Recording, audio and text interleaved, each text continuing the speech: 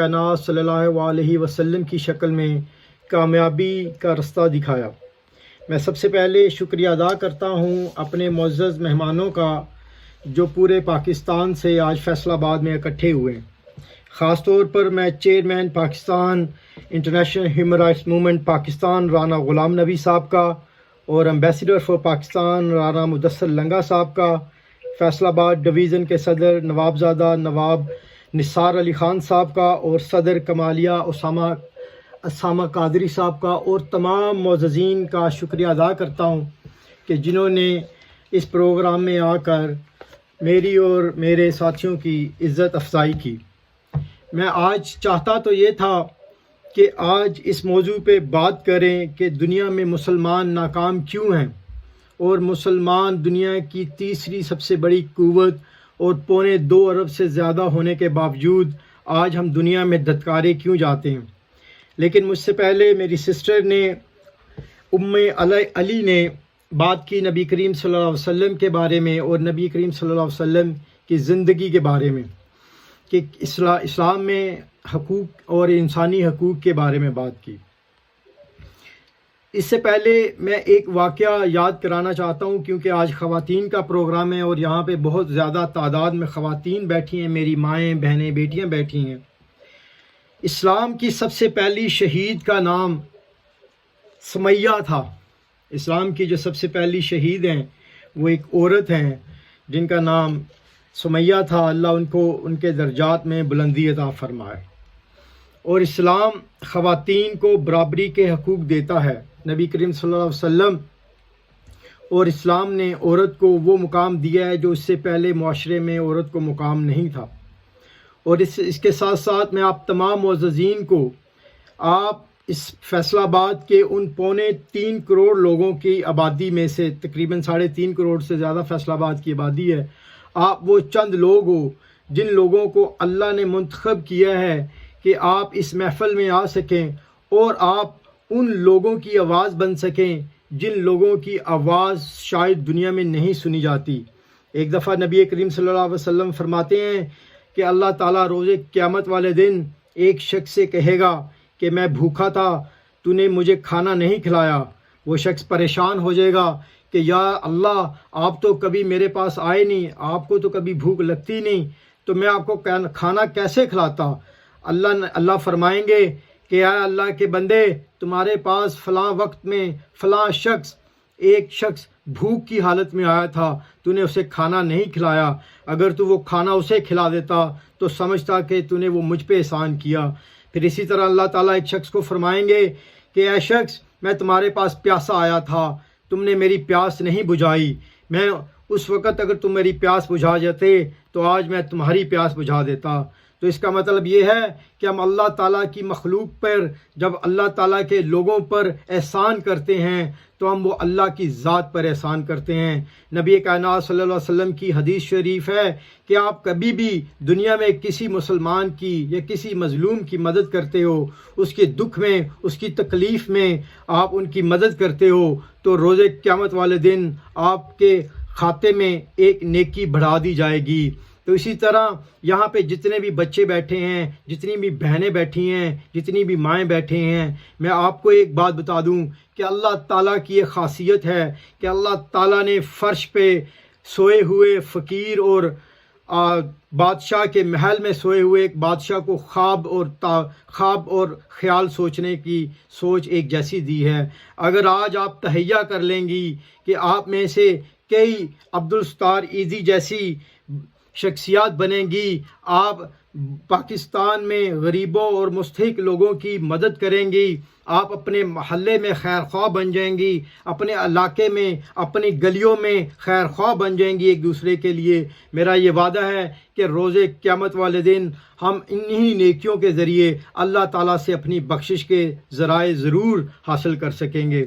اس وقت پوری دنیا میں اگر ہم دیکھیں، ہم 57 اسلامک ممالک ہیں، ہم دنیا کے بہترین نبی، دنیا کے بہترین شخص کے امتی ہیں، ہم دنیا کا بہترین مذہب رکھتے ہیں، ہم دنیا کی بہترین کتاب رکھتے ہیں، لیکن ان تمام چیزوں کے ہونے کے باوجود ہم دنیا میں جس جگہ چلے جائیں، مجھے موقع ملا، میں نے عراق کے مظلوم مسلمانوں کو جا کے دیکھا، میں نے برما میں جا کے دیکھا، میں نے کشمیر کے مظلوم مسلمانوں کو روتے تڑپتے ہوئے دیکھا، میں نے سیریا، برما، فلسطین، شاید ہی دنیا کا آپ ایسا کوئی مظلوم قوم کی طرف دیکھیں، جہاں بھی مظلوم دیکھے جائیں گے وہاں پہ مسلمانوں کی شکل نظر آئے گی۔ اس کی وجوہات کیا ہیں؟ آخر ہم کیوں ناکام ہیں؟ دنیا کی بہترین شخصیت ہمارے نبی ہیں، دنیا کا بہترین کتاب ہمارے پاس قرآن کی شکل میں ہے، دنیا کا بہترین نظام اسلام ہمارے پاس ہے، لیکن ہم ناکام کیوں ہیں؟ اس کی ناکامی کی وجوہات بہت سی ہیں، اس موضوع پہ جاؤں گا تو شاید پورا دل لگ جائے گا، لیکن جو 3 وجوہات ہیں، آج آپ ان 3 وجوہات کو اپنے دل و دماغ میں بٹھا لیں۔ وہی 3 وجوہات جو پوری مسلم امہ کی ہیں، وہی 3 ناکامی کی وجوہات میری اور آپ کی ہیں۔ ان میں سب سے پہلی وجہ یہ ہے کہ رب کائنات نے آج تک اس قوم کی تقدیر نہیں بدلی جس نے تعلیم کے میدان میں اپنے آپ کو کامیاب و کامران نہیں بتایا۔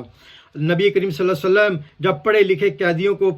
گرفتار کرتے تھے جنگ میں، تو انہیں کہتے تھے کہ ہمیں مال نہ دو، ہمیں سونا زیورات اور جائیدادیں نہ دو،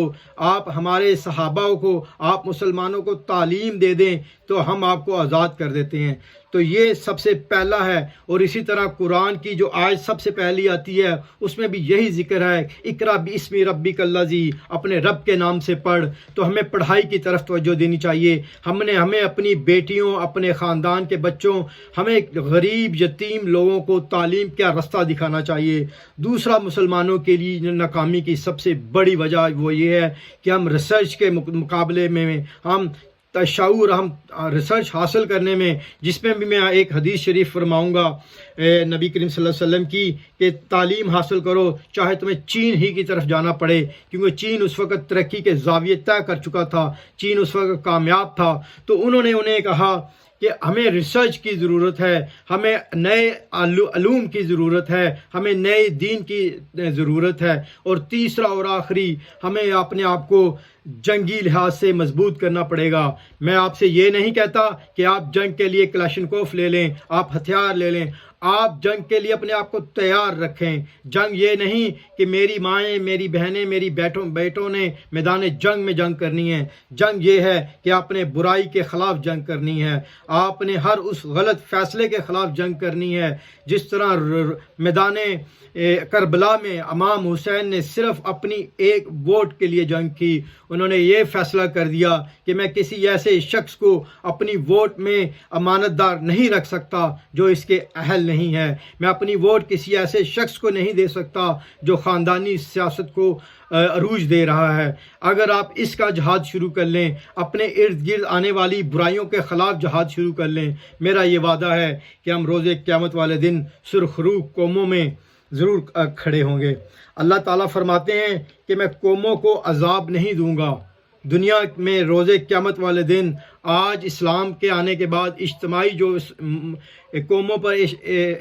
عذاب آتا تھا، وہ اللہ کی ذات نے وہ عذاب ختم کر دیا۔ اب عذاب شخصیات پر آئے گا، قوموں پہ عذاب نہیں آئے گا۔ عذاب آپ پہ آئے گا جب آپ جانتے بوجھتے ہوئے آپ کی گلی میں ظلم ہو رہا تھا اور آپ نے آنکھیں بند کر لی، آپ عذاب کے مستحق بن جاؤ گے، اللہ کی پکڑ کے مستحق بن جاؤ گے۔ آپ نے دیکھا کہ آپ کے سامنے کشمیر کے مظلوم مسلمانوں کی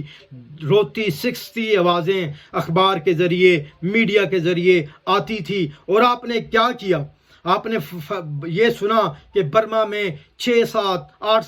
سال کی بچیوں پر ظلم اور زیادتی کے پہاڑ ٹوٹے جا رہے تھے، تو آپ اس وقت کیا کر رہے تھے؟ ڈریں اس دن سے جب روز قیامت والے دن اللہ تعالیٰ آپ سے سوال پوچھیں گے۔ بتائیں، فیصل آباد میں باجی شمیم نے آپ کو اکٹھا کر کے موقع دیا، انہوں نے آپ کو ایک ایسی آرگنائزیشن کا حصہ بننے کا موقع دیا کہ جس آرگنائزیشن کا مقصد خاندانی سیاست نہیں، میرا اور میرے ساتھیوں کا یہ ارادہ نہیں کہ ہم نے پاکستان کی سیاست میں حصہ لے کر الیکشن میں کامیاب ہونا ہے۔ ہمارا مقصد یہ ہے کہ ہم اپنی بہنوں بیٹیوں کو وہ پلیٹ فارم عطا کریں جس پلیٹ فارم پر وہ آ کر انسانی حقوق کے لیے آواز بلند بلند کریں، وہ نبی کریم صلی اللہ علیہ وسلم، امام حسین اور خلفائے راشدین کی سنت کو زندہ کریں کہ ظالم کے خلاف کھڑا ہونا ہے، مظلوم کے لیے مدد کرنی ہے۔ آپ یہ ارادہ کبھی بھی نہ کریں کہ آپ اکیلے ہیں، آپ کیا کر سکتی ہیں، آپ تنہا ہیں۔ آپ کے سامنے مثال ہے باجی شمیم، یہ اکیلی ہی، میرا ان سے بھی ابھی تک ملاقات نہیں ہوئی،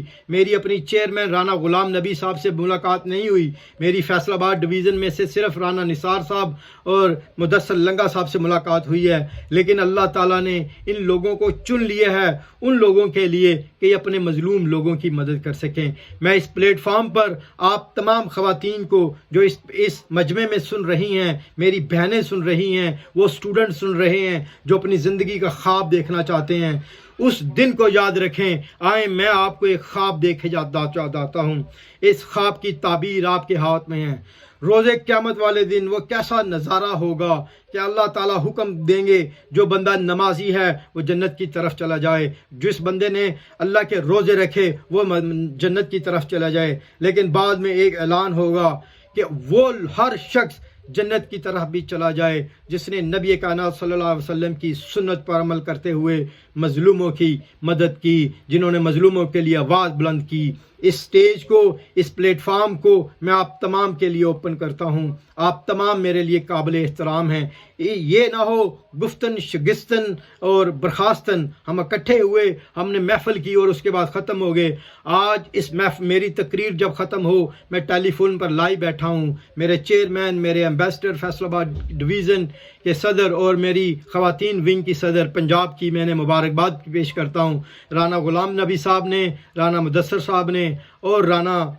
نثار صاحب نے مجھے SMS کیا تھا کہ یہ ہماری بہن جو ہیں یہ فیصل آباد ڈویژن کی صدر کے مستحق نہیں، آپ انہیں پنجاب کیبنٹ میں لیں۔ تو میں نے اپنی کمیٹی کے ساتھ مشاورت کے بعد اعلان کیا کہ ان کو آپ پنجاب کی صدارت دیں۔ اللہ تعالیٰ کے ساتھ، اللہ تعالیٰ کے ہاں ایک انصاف ہے کہ اللہ تعالیٰ کسی بھی ایسے شخص کو، کسی بھی ایسے انسان کو وہ مقام و مرتبہ نہیں دیتا جس کے وہ مستحق نہیں ہوتے۔ میں اس موقع پر آپ تمام ساتھیوں کو دعوت دیتا ہوں کہ ہماری آرگنائزیشن کا مقصد یہ نہیں کہ ہم نے اپنی ذات کی سیاست کرنی ہے، ہم نے اپنے پیسے کی سیاست کرنی ہے، یا ہم نے اپنے نام کی سیاست کرنی ہے۔ ہماری سیاست کا مقصد صرف یہ ہے کہ ہم مظلوموں کی مدد بن کر روز قیامت والے دن اپنے سینے میں تغمے جنت کے لگا سکیں۔ آخر پر ہمارے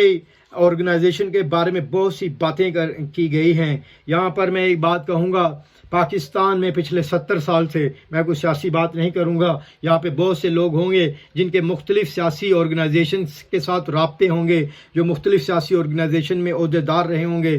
لیکن یہ ضرور کیجئے کہ اپنے آپ کو زندہ قوموں میں رکھ لیجئے گا، اپنے آپ کو ان زندہ لوگوں میں رکھیے گا جو ظلم کے خلاف کھڑے ہوتے ہیں، کیونکہ سمندر میں لاشیں بہہ جاتی ہیں اور تیراک جو ہوتے ہیں وہ تیرتے رہتے ہیں۔ اپنے آپ کو ان تیرنے والے تیراکوں میں شامل کریں جو حق اور انصاف کے لیے کھڑے ہو سکیں۔